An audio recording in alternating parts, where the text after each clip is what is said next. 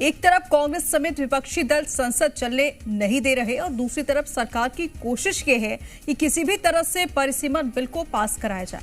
इसी सिलसिले में आज केंद्रीय मंत्री किरेन रिजिजू और लोकसभा में नेता प्रतिपक्ष राहुल गांधी की मुलाकात हुई। इस मुलाकात की काफी चर्चा हो रही है। साथ ही परिसीमन बिल को लेकर सियासी घमासान भी तेज होता जा रहा है। आप लोकतांत्रिक तरीके से चर्चा करें। सभापति महोदय,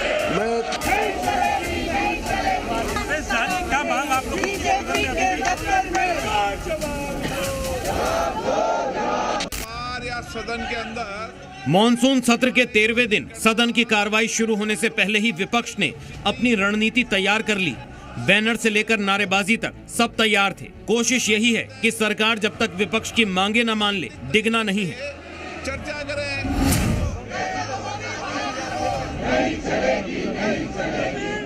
ये तो संसद के बाहर की तस्वीरें हैं, अंदर भी यही हाल दिखा। विपक्ष के तेवर के आगे सदन ठप है, इसीलिए सदन को बार बार स्थगित करना पड़ रहा है। यहीं से शुरू होती है लोकसभा में नेता विपक्ष और संसदीय कार्य मंत्री किरेन रिजिजू के बीच 50 मिनट वाली मुलाकात वाली स्क्रिप्ट की। किरेन रिजिजू ने आज राहुल गांधी से मुलाकात की और ये बातचीत 50 मिनट तक चली। दरअसल गतिरोध खत्म कराना सरकार की मजबूरी है और कांग्रेस शायद इसी का फायदा उठा रही है। परिसीमन बिल आएगा, उसमें 50% सीटें बढ़ जाएंगी, करीब 273 सीटें बढ़ेंगी और ये सीटें 850 के आसपास हो जाएंगी। तो जब 850 सीटें होंगी तो आपको जो 273 सीटें बढ़ानी है उसके लिए एक लंबी चौड़ी प्रक्रिया है। उस प्रक्रिया को पूरा करने के लिए सरकार को भी समय चाहिए, मशीनरी को समय चाहिए। सरकारी मशीनरी जब वो समय पाएगी तब इसको पूरा कर पाएगी और तब जाके 2029 में ये इस नए परिसीमन को लागू किया जा सकता है। यही वजह है कि हर रोज आपको कांग्रेस समेत विपक्षी दल अलग अलग बैनर और नारों के साथ संसद के बाहर मिल जाएंगे। सूत्रों के मुताबिक मॉनसून सत्र को 3 दिनों के लिए बढ़ाया जाएगा, यानी 16, 17 और 18 अगस्त को भी संसद चलेगी और इसी दौरान परिसीमन बिल और FCRA बिल को सदन से पास कराया जाना है।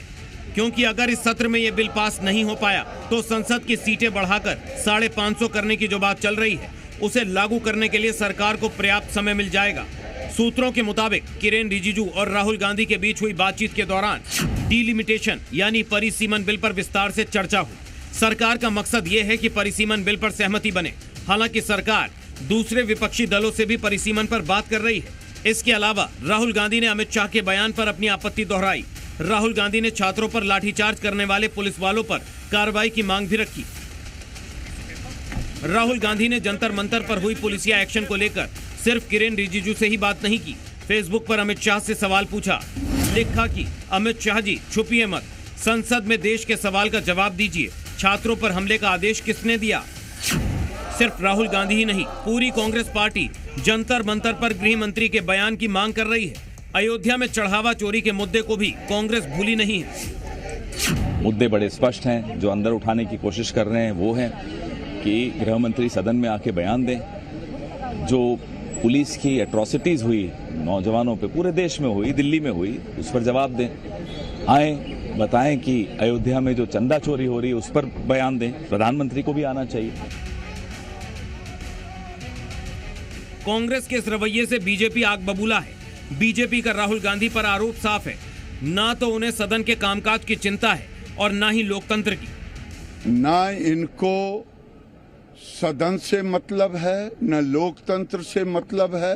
जो लोग सदन को जबरदस्ती नहीं चलने दे रहे हैं और अपना उपस्थिति में अटेंडेंस भी बनाते हैं, ऐसे लोगों का कोई नैतिक दायित्व नहीं है कि लोकतंत्र की बात करे।